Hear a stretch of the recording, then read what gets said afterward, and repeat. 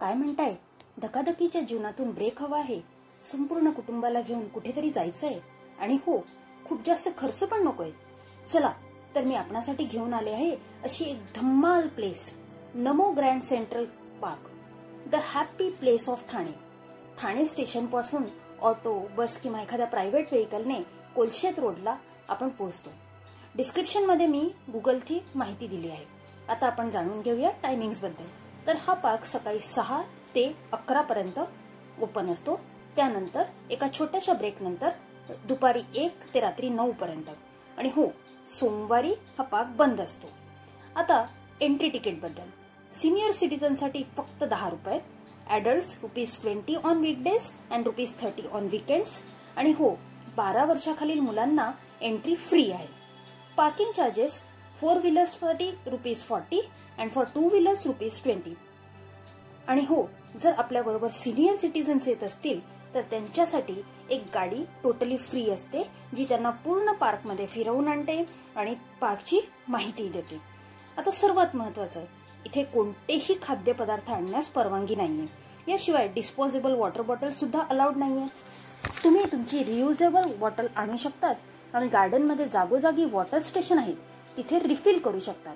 आणि हो, लहान मुलांना आणतायत तर एक additional set of dress carry करा. का ते पुढे तुम्हाला कळेलच. चला तर जाणून घेऊया या पार्क बद्दल.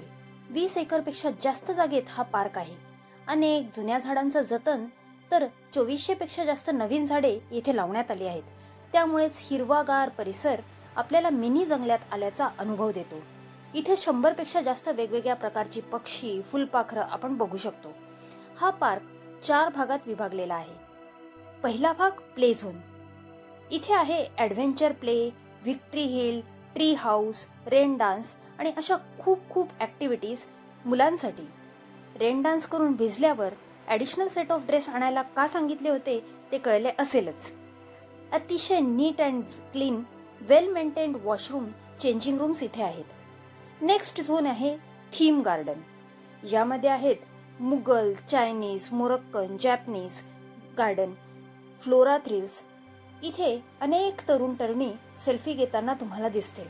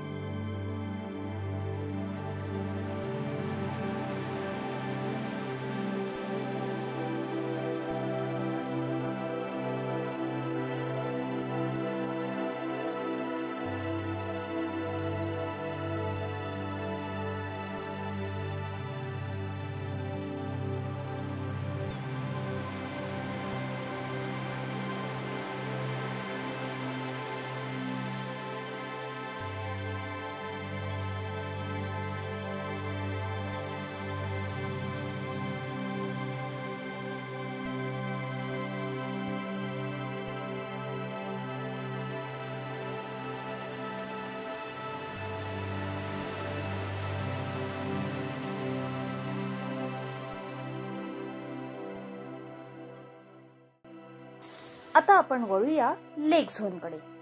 हा मला आवडलेला सर्वात छान झोन. छोटे छोटे धबधबे, कारंजे, सुंदर तलाव, नयनरम्य दृश्य, सूर्यास्त शांतपणे बसून आपण इथे अनुभवू शकतो. आणि हो, इथे एम्पी थिएटर पण आहे. हो, हे सर्व अनुभवताना दुपारची संध्याकाळ कधी झाली हे आम्हाला कळले सुद्धा नाही. एक छान सुंदर अनुभव घेऊन आम्ही परत आलो.